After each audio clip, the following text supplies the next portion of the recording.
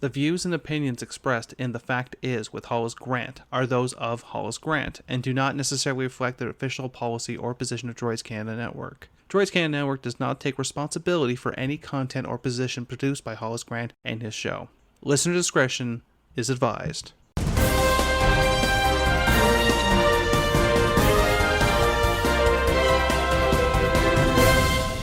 Good morning, good afternoon, and good evening. Thank you for tuning in to another edition of The Fact Is. I'm your host, Hollis Grant, and today we are going to travel to the state of California. Who does not love surf, sand, and the sun, and the beauty that is California? Now, the reason why that we're going to speak about California is just an interesting article. It came out in September, but in September there was a lot of things happening, so we didn't get around to discussing this particular article. But here we are today, and we're going to be talking about gun violence in the city of San Francisco.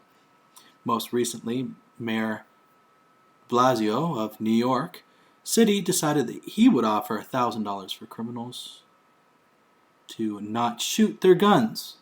But where did it originate? Where did it start from? Well, it was originally this concept of paying criminals not to shoot each other started in California, in a city called Richmond, California. A little bit more on that to start. But I'm going to take a look at the Fox News. Some of you may be questioning Fox News. There's plenty of other sources that did cover this particular topic. Now, this is from September of 2021.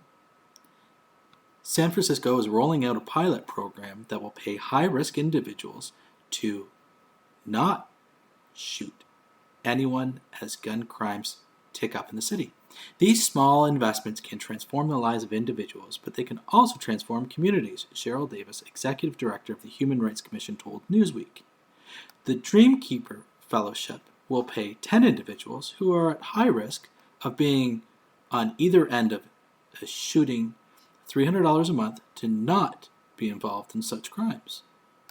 The fellowship is being rolled out by the Human Rights Commission and Office of Economic and Workforce Development and is funded through Dreamkeeper Initiative, which is San Francisco's project that works to redirect funding into the Black community. It will launch in October. It's not necessarily as cut and dry as folks might think. It's not as transactional as here's a few dollars so that you don't do something bad, but it really is about how you help us improve public safety in the neighborhood, Davis added. Participants of the program will be paired with life coaches from the city's street violence intervention program and will serve as community ambassadors. Participants are also eligible to receive an additional $200 per month through ways such as working, going to school, or being a mediator in potentially violent situations.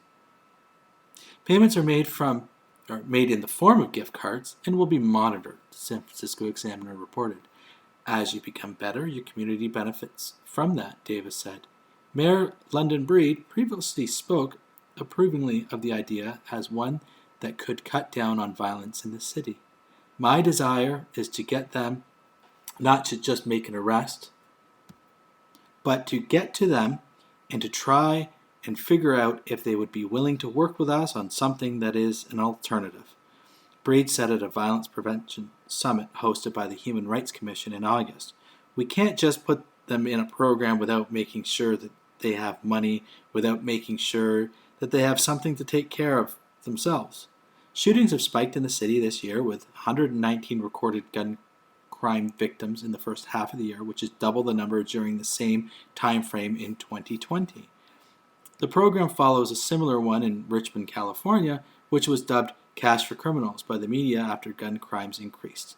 A 2019 study credited the program with helping reduce gun homicides in the city by 55%. Critics of the program have pointed out that similar initiatives haven't been very successful, and the Washington Examiner's David Frediso saying in a Wednesday opinion piece, it was also tried in Sacramento, where its promoters boast that only 44% of participants were subsequently arrested on new charges. Well, as long as you don't count about 1/3 of the participants who dropped out or who were arrested in the first 6 months. Violent criminals need to be jailed. They do not need cash. People who shoot other people need to be walled off in prisons and kept away from the rest of us, he added. The move comes as California also works to become the first state to pay drug addicts a few $100s to stay sober. Governor Gavin Newsom asked the federal government last week for permission to use tax dollars to pay for the program through Medicaid. Meanwhile, a similar proposal is also working through California's legislature, with the state Senate already passing the bill. I think there's a lot in the strategy for everyone to like, said State Senator Scott Wiener, who is a Democrat from San Francisco and author of the bill. Most important of all, it works. Now, to go to speak to Richmond. Now, there is an interesting article that you can find, and they did publish online, and it was from the city of Richmond. And it does break down these particular stats. It's richmond.ca.us, Document Center, and the Initiative Government Solutions. And it was a report from 2014. And in this particular report, they talk about firearm safety activities. So in the year 2006, there was 42 homicides. Every year after, you had 2007 at 47, and then in 2008 to 28. It jumped up to 2009 to 45. So this was before. So you had 162 total shootings, or homicides, sorry. You had 748 firearm assaults. This is prior to paying criminals to stop shooting each other. Now, the 4 years that came afterwards, it was 22 homicides. In 2010, 2011, 26, 2012, 18, 2013, 16, which is a total of 82%. It was a drop of 49%. And then for firearm assaults, it was 409, which is a decrease of 45%. So in that case, Richmond did lower. However, all that's changed in the years coming up to it. Because if we're just looking at the year that was in 2020, 21, just from that short period of time, you had 22 homicides. There was an increase over the last year, which was 13, but it was an increase of 69%. And you start seeing aggravated gun assaults, so going up to 402. That's a 25% increase over the last year. So these numbers will go up and they will go down, and that is supported with the documentation here. So there's no saying that in San Francisco, where they're paying just a handful of particular individuals to not shoot people, will this be successful? Now, what is Dreamkeeper?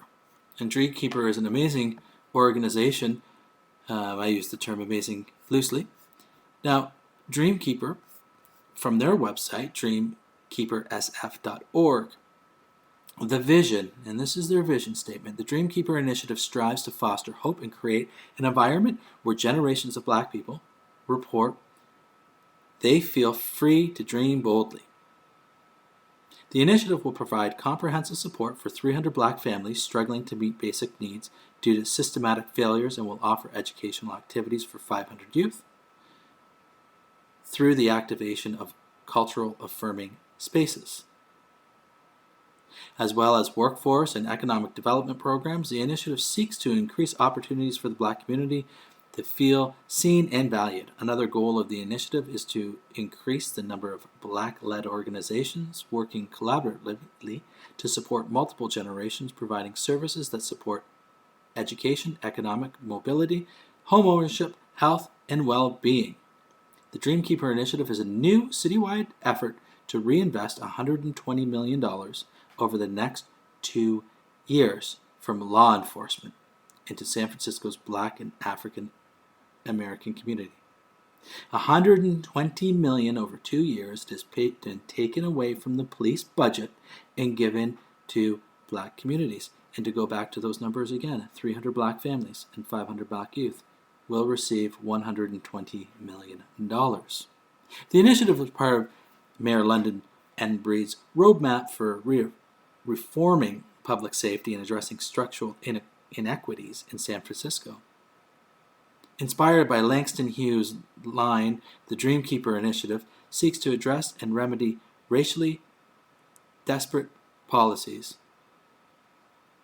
so that the dreams of young African Americans and their families are no longer deferred, and they have the needed resources and support to thrive in San Francisco. The Dreamkeeper initiative aims to break the cycle of poverty and involvement in criminal justice system for the families in the city programs and ensure that new investments, including in youth development, economic opportunity, community-led change, arts and culture, workforce, and home ownership, are accessible to San Francisco's families who are most in need. It's $120 million of taxpayers' money that was to go towards the police is going to a handful of individuals. It's also to the organization as well. Now, who can participate in the program? You can take a look here. Each program is offered by a community-based organization grant recipient. Please check the Dreamkeeper website for more information about our community partners and how to contact them for more information about the programs being offered. And there's a whole host of facts and questions that they do answer on their website. Now, one that is particularly interesting is the Dreamkeeper initiative, Reparations. No, the Dreamkeeper initiative is an investment in San Francisco Black communities as determined by a comprehensive community-centered engagement process. However, the Board of Supervisors has approved an African American Reparations Advisory Committee which holds monthly meetings that are open to the public.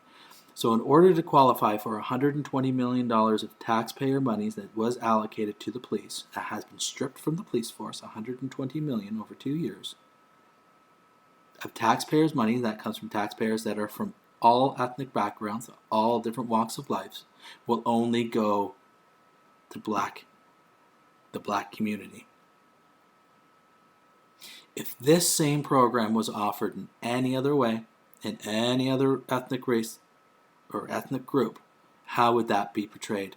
Taking $120 million and giving it to disadvantaged Asian children, to take $120 million to give it down to disadvantaged Hispanics, $120 million to disadvantaged white youth or families. Because if we're going to look at poverty, we have to look at an amount that is made. So homeless is homeless and poor is poor, and if you're looking at a dollar value, then anyone of that certain dollar value should qualify for this $120 million of taxpayer money.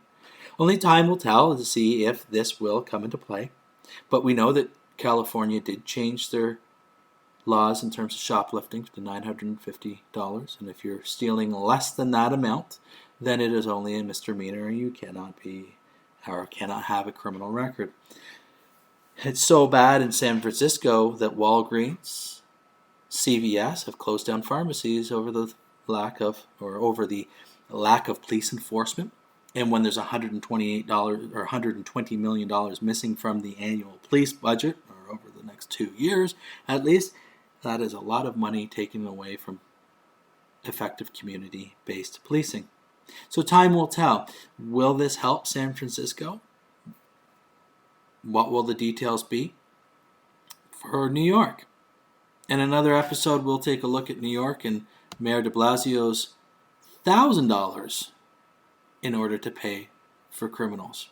But what a world that we live in, that to be a drug addict or to be a criminal, a violent criminal that has no regard for public safety, to be paid for the state to not commit crimes, to the state to not do drugs. It's very interesting that the state would want to give that money. Taxpayer money from hard-working individuals that are just trying to get by on wages that aren't proportionate to public service wages, to union wages. And most unions in the manufacturing industry have all since left the country. And most unions are now working in government capacity, which is paid in public money. because the trough of the taxpayer is a bottomless pit.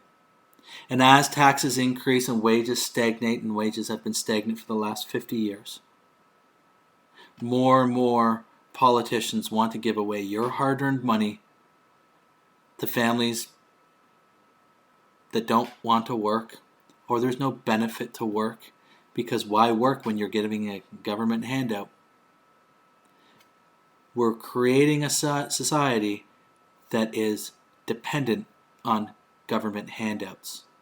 The better thing to do is to create jobs to get people to work, because if you're going to make more money not on government welfare, there's your incentive to get off the welfare, because you know that you will have more disposable income at the end of the day and not be reliant on getting money from the government to not do drugs and not to shoot people.